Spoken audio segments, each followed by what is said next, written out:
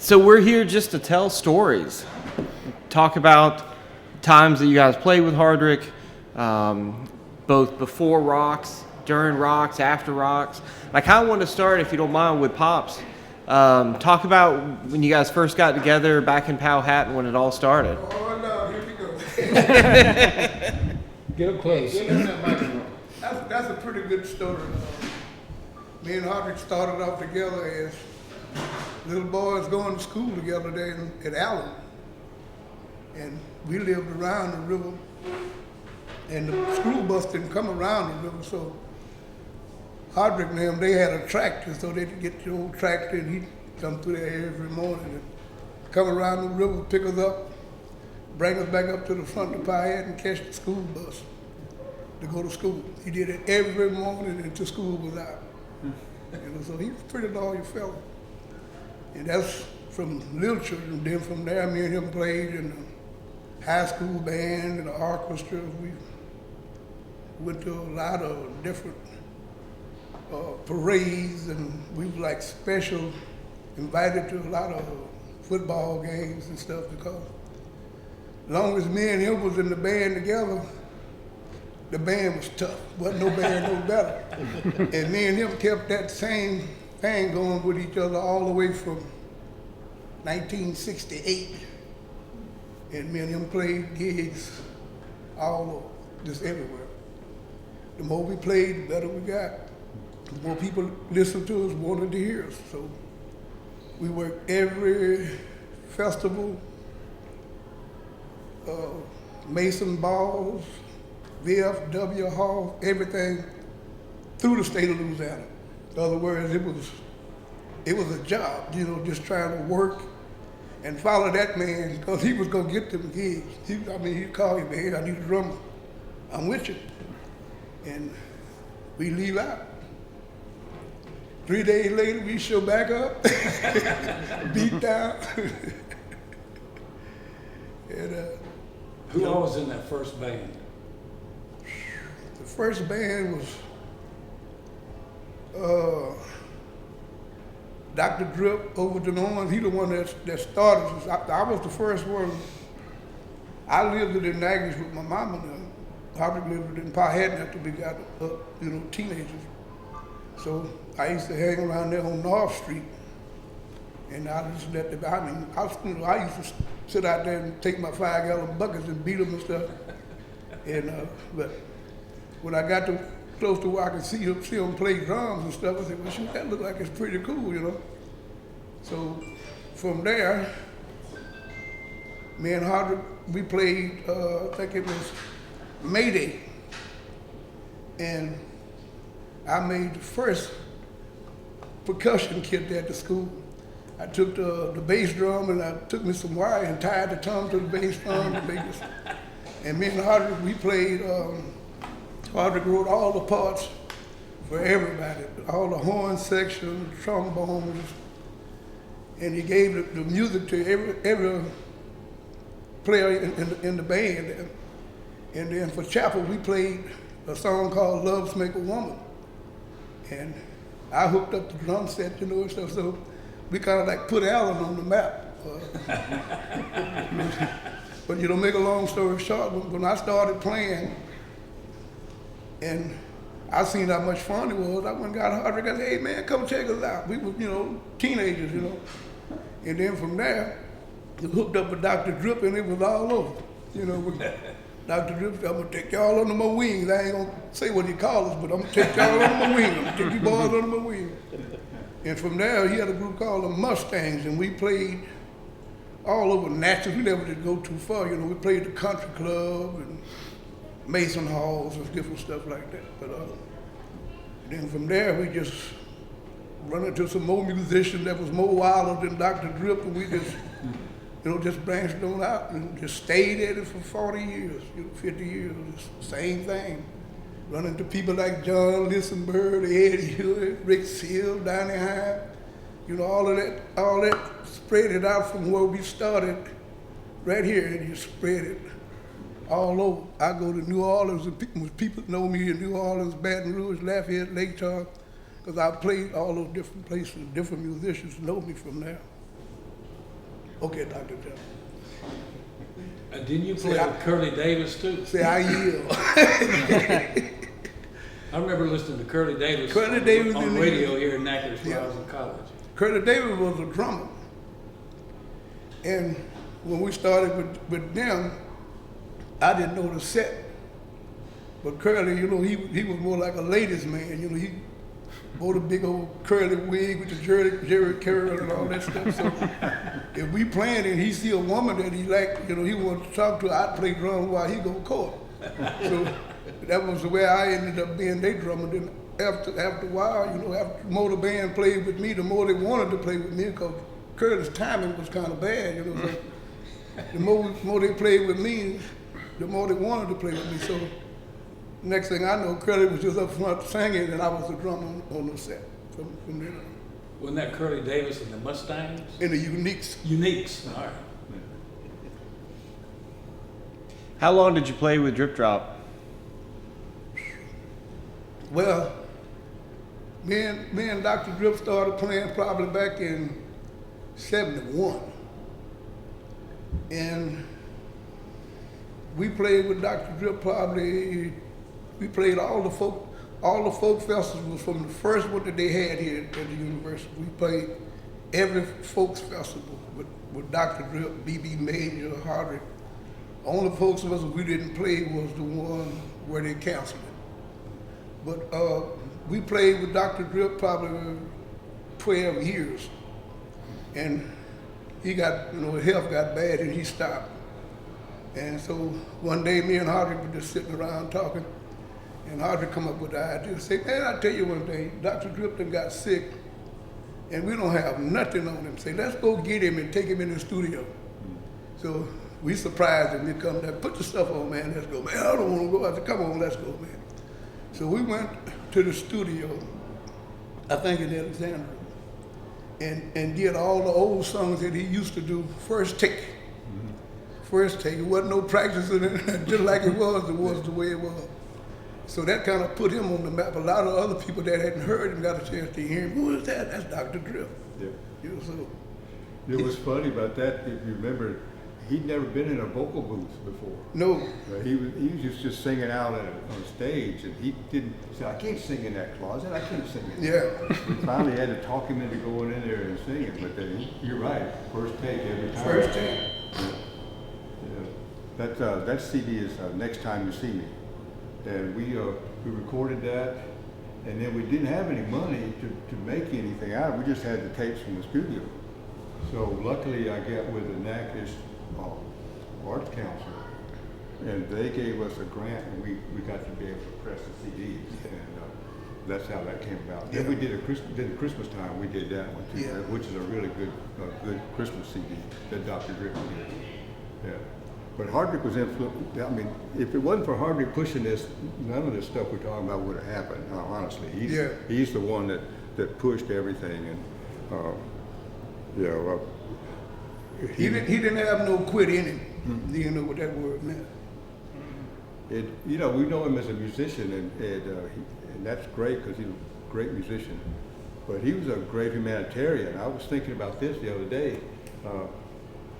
when my ex-wife's father died down in Pensacola. He said, let's go. And me and him drove down there so he could play saxophone for her funeral. And then when my wife's father died, he did the same thing. And I know, and we did Overton, or Dr. Drip's funeral too. But he was really the first one. He said, no, we're going to do that. We're going to give that back. And he was really, really good about doing stuff like that. That's a good segue to you. You got the next longest experience with Hardrick. Yeah. Well, it's funny for me because I'll back up just a little bit. I used to play a lot, and then I got married, and a whole bunch of things happened, and kind of dropped away. But I came back here to Natchitoches, and I went down to. You remember Baudouin's Pizza? Yeah. Okay.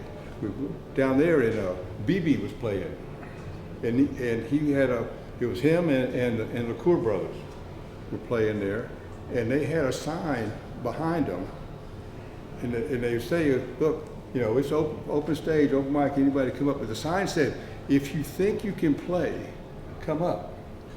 And I went in there that first night. If I think I can, I'm terrible. I can't play. BB's just ripping it off, you know. I still looked at that whole sign all night. I didn't go up. And so me and my wife went back the next weekend or whenever it was, and that sign's still up there. I said, damn it, I'm going up there. I'm sorry, didn't mean to say damn it. You good? But I did, and just a sideline on that, that was not a Hardrick story, but it was BB Majors. He could give you the stink eye, bad. I mean, boy, I got that a lot, but I learned from him. But from that, I met Hardrick, and then I was working with the folk festival, I can't remember, 88, 89, something like that. And we hired the Lighthouse crew. That's the first time that I really got to hear Hardrick and Pop. And that original band, the Lighthouse crew, was a kick band. James Lee, framework, keyboards, and BB on guitar. And I can't remember the young man's name on the bass guitar. Charles Pratt. Yes, Charles Pratt. And we got them, hired them for the folk festival that time. And then Hardrick started, he got with Stanley Rock at Rock's Grocery, and he wanted to start a monthly blues jam. Yeah. And before that started though, you were playing, and Framework were playing there with a guy from Winfield, that singer. Do you remember his name? We did all those Clarence Carter songs and anyway. No, he wasn't from Winfield, he was from Natchez. Natchez, okay. Henry Lee. Henry Lee, yes. Yeah. Sharp dresser. He would come into Rocks and he was dressed up like tops. Yeah, I mean, shoes to hat, all matched. Tuxedo, Yeah. long tail coat. And his wife would come in and she's dressed like she's going out to Las Vegas or something. And they would come in there and he would sing. He was a good singer. But that playing with Pop, that taught me a lot. Yeah. And then Hardrick started the blues jam after that, and just kind of formed into the house band for the blues jam, became the Rocks Blues Band, and that was the experience of my life. That Hardrick had some strange ways though.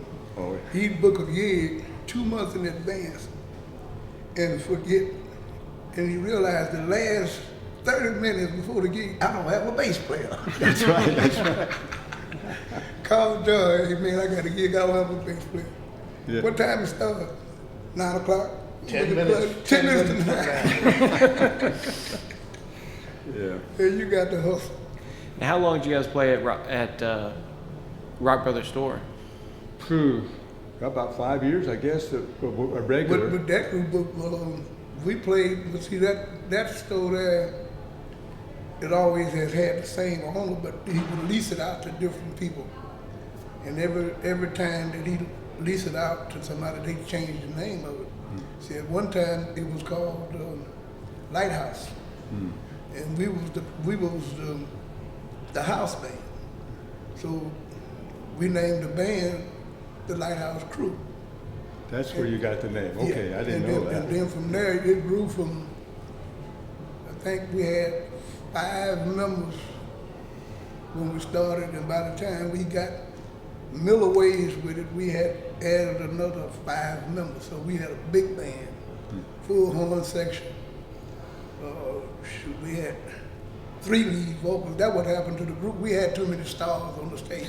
It was power, wasn't it, Rick? Yeah. And we played, we had people that we played in Monroe, and we look out in the audience, we see them. They follow us everywhere we went. Right. Yeah, that was, I was telling John earlier, the most fun I ever had as a musician was playing with that band. Yeah. We had a blast. I mean, it was just the group with Hardrick and Pop, and we went through several different keyboard players after Framework passed. And then, But were you playing with us when we had that audition at, what was that, Tipitino's, and we left that evening, drove all the way to New Orleans, yeah, set up and played 45-minute set. 45 minutes. Tore down, loaded all the stuff back up the trailer, and come back home. I know, yeah. 45-minute set. Violent Hardrick. Yeah, that's right. Showbiz. Yeah, that's right. So you said you had 3 singers when you were with the Lighthouse. Do you remember who those were? Yeah, B.B. Majors, Jackie Banks, Lil Tyrone. That was, pretty good. Yeah. And then when we met Valinda Zeno, they call her the Mojo Queen, both of them weighed over 300 pounds. So we named them the 2 Tons of Fun. So they had a special segment in the show where both of them would come up and it was pick this guy out of the audience and bring him up on the stage and sit him right in the middle of both of them. And they would sing to him, and tell him all the stuff that they'll do for him and all this stuff. And then the other one started talking, then the other one started talking, got him right in the middle. It's a pretty good show. Yeah. Now, as the Lighthouse crew, did you ever record? Yeah. Yeah, we did.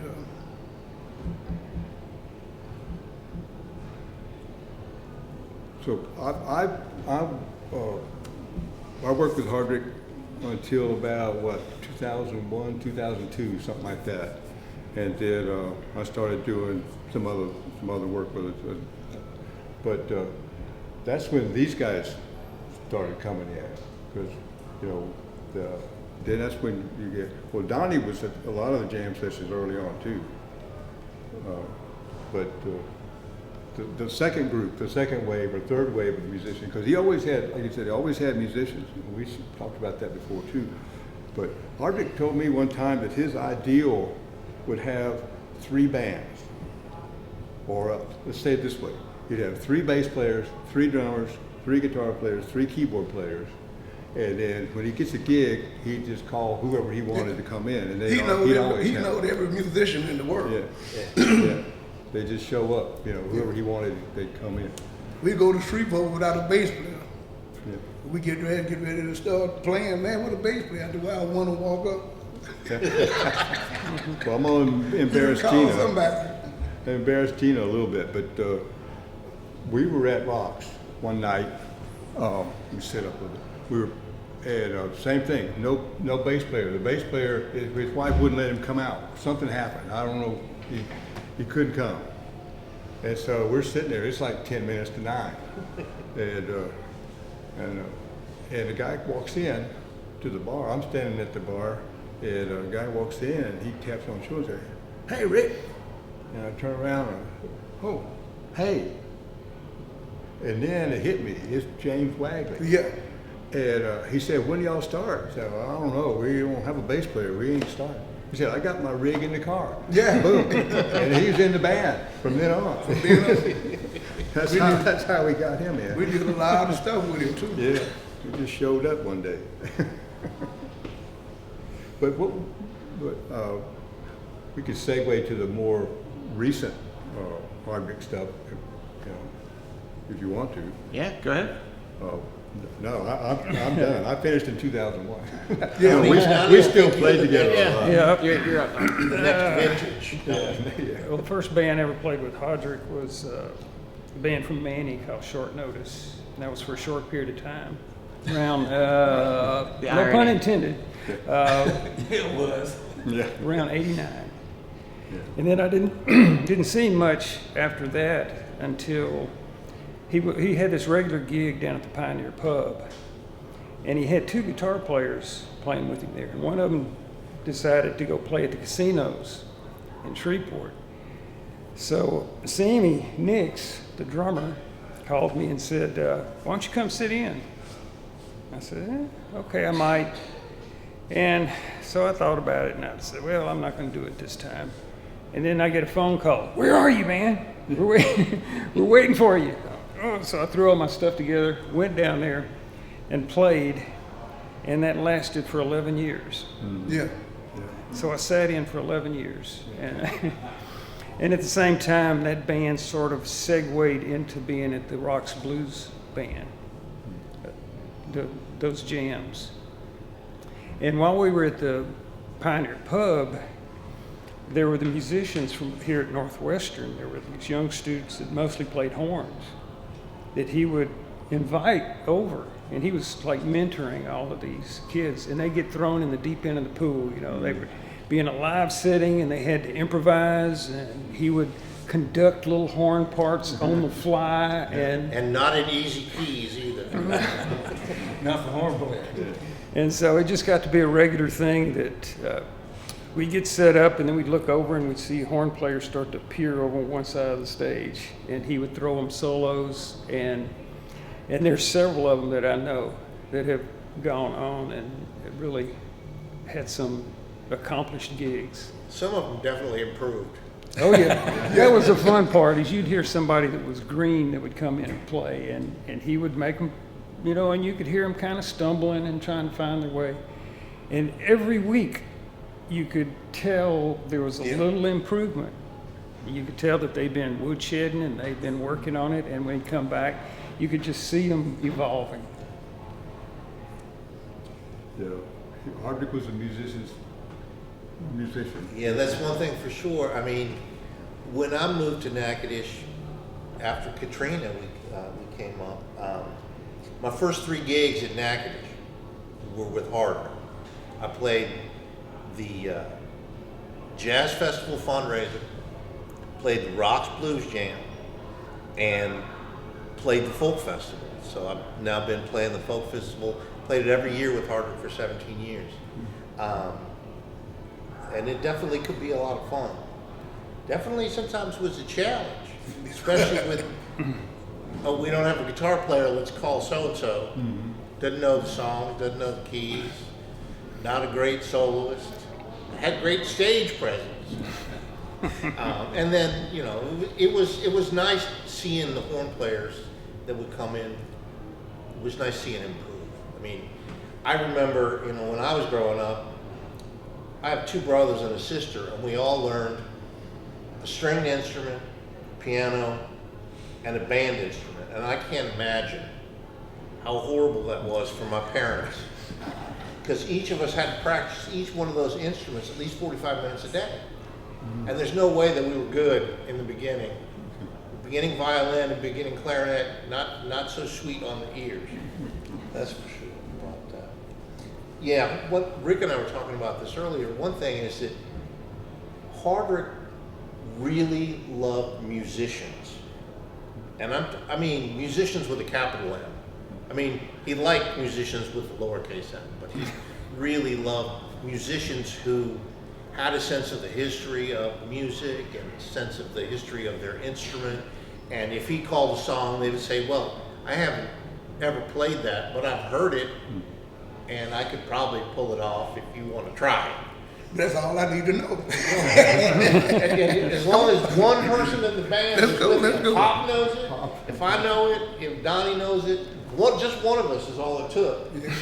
And we would butcher our way through it. Yeah, it was The first time, it was much better the second time. Well, a lot of people, but he always said, well, man, you know, I got you in the back and I'm in the front. You don't care who else we got. We gonna make it. Yeah. And we did. Yeah. That's for sure. Yes, indeed. All right, you've been quiet, Ed. It's your turn. He's the newcomer. Yeah, my wife and I both went to Northwestern and both graduated, and we got married here, had our children here, and then both of us were school teachers, and so in order to make a living, we had to go to another state, because it's like genteel poverty, no more preaching. So we decided, we've been in Chattanooga for about 30 years, and decided we wanted life in the slow lane, because I was just about to get killed every morning going to the YMCA to swim laps and going on the freeway. And I told her, Mama, I don't know how much longer I'm going to be able to do this. So we got to looking for places, and it's a long story how we got here, but we decided to come back to Natchitoches. So while it took several weeks for all this to transpire, and I thought, I played a solo blues career up until that point. I had played with some bands, but usually it was all Delta blues, slide guitar, Piedmont picking, all of the regional styles. I played them and did them. And so I thought, well, my musical career is going to be over. I had a real good time. And so that's it. So I started looking around on the internet and I put down blues in Natchitoches. Well, the first thing that came up was Rock's Blues Jam. And they talked about the people that had been through here that had played at that blues jam. So I thought, well, that'd be fun. I've been playing harmonica, and a band would say, "You want to play harmonica with us?" And I say, "Well, yeah." And they said, "You know so and so?" No, I don't think so. What key is that in? And they would, well, can you learn that? I go home to learn and come play. I didn't know you weren't supposed to do that. You know? So I played a lot of different styles of music. So and blues was like the number one thing. That was mine. I would be in the Briar Patch if they threw me into a blues band, and that's all we played, and I could play blues harp and all the styles on every song. It'd be great. So I found that, and I thought, well, I'll go to Rocks. We got here in December. I got here Christmas Festival Day in 2012. So the jam was at the end of December, and so I went by Rocks because I didn't know what the format was. You know, you don't just hop in somewhere and just play. I mean, I wasn't used to doing that. There's a hierarchy you got to go through to play. A little different here. So I went and asked him about it. He said you have to talk to Hardrick. So I had cards because musicians do that. So I went up to Hardrick at the jam, and I gave him my card and said, I play harmonica. And he said, okay, I'll call you up. And so I didn't bring all my harps, but I brought enough to, make a difference. And so he called me up, and the first song was The Thrill Is Gone. The Thrill Is Gone, the way he does it is in the key of B minor. And you tell a harmonica player, most of them, we're going to play something in a minor key, and their faces go white. Yeah. Because that's just not something that they do. Well, I knew how. So I said, all right, what key?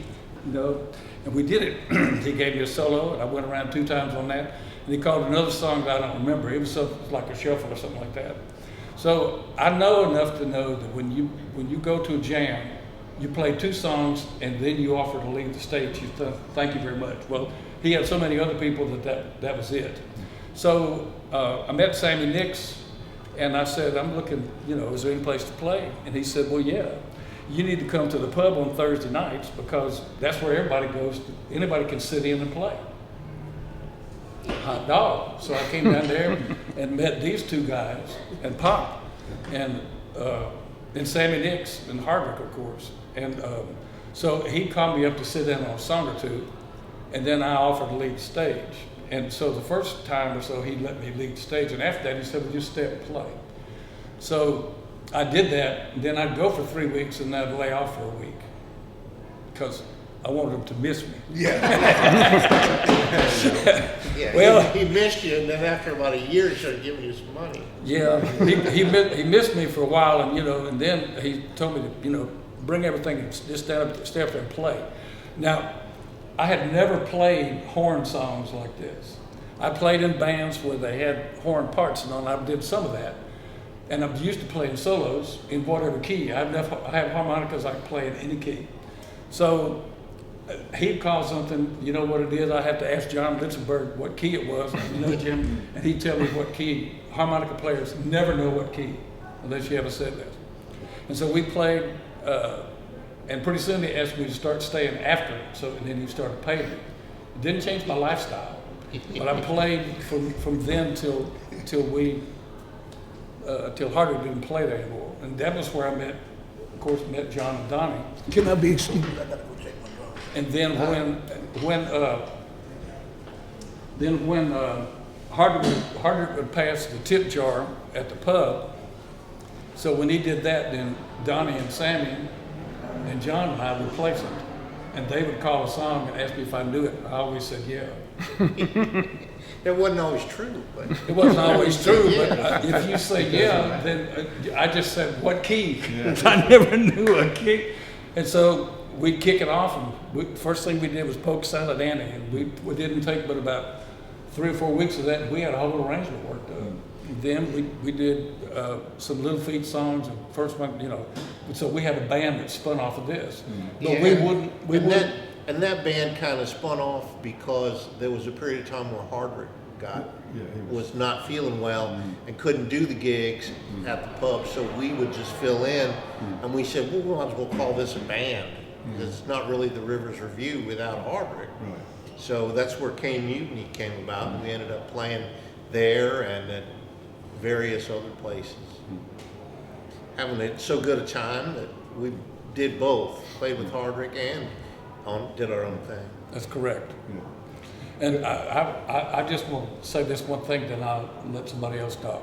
But I played with a lot of really fine musicians in my life. But these guys here, with Sammy Nix and Pop and Rick, I've never played with better musicians than this. I mean, these guys can play literally anything and literally in any style. With Hardrick, you had to play some jazz, you had to play some Dixieland, you had to play some blues, you had to play some rock, you had to play some soul, you had to play rhythm and blues. We even did reggae. Yeah. I mean, what's left? You know, nothing that you play a guitar with except for country. We even did country. Yeah. You know, the #1 country song ever. Thanks, He Ed. prob- Appreciate he prob- that, man. Thank you.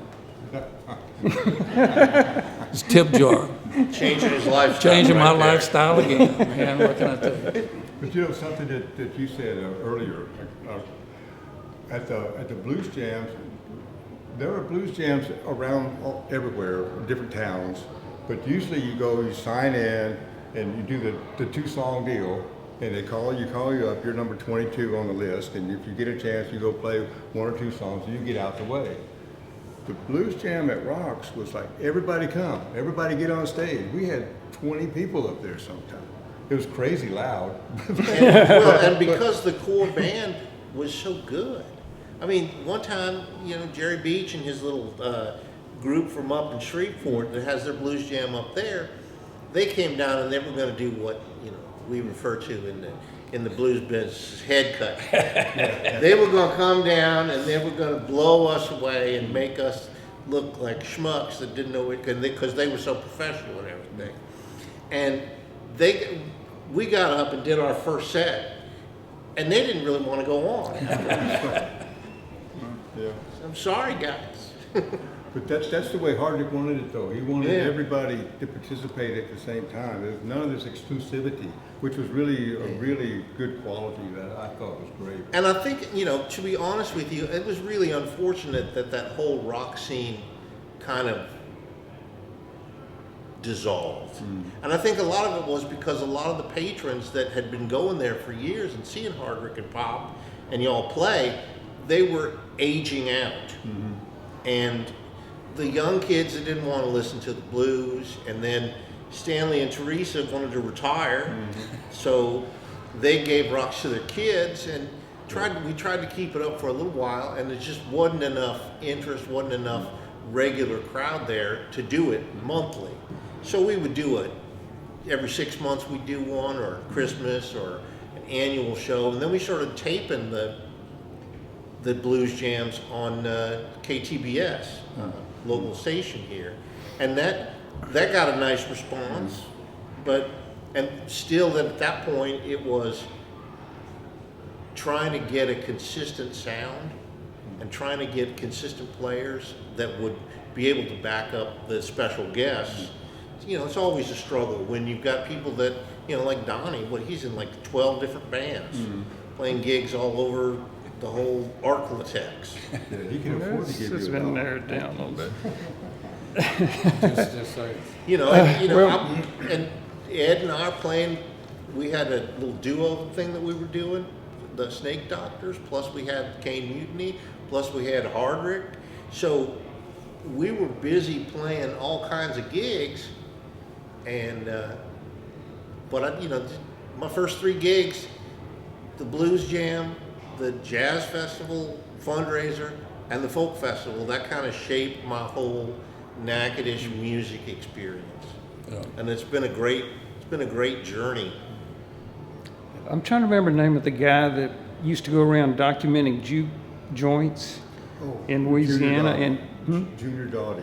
Yeah, he wrote up Hardrick a lot, and he loved Yeah. the Rocks and Blues Jam. They did a CNN special on Rock Yeah, Blues one of Jam. the longest Yeah. longest running juke joints in America, Yeah. which means Yeah. anywhere. It was weird Yeah. with the film crew jammed in with all that. You know, it's not a very big room. It's not much bigger than this, in a way. And maybe you get 100 people in there, and there's some kind of goofy ball TV film crew. Said, no, lighting, get over here. And then somebody brings in their B3. Yeah.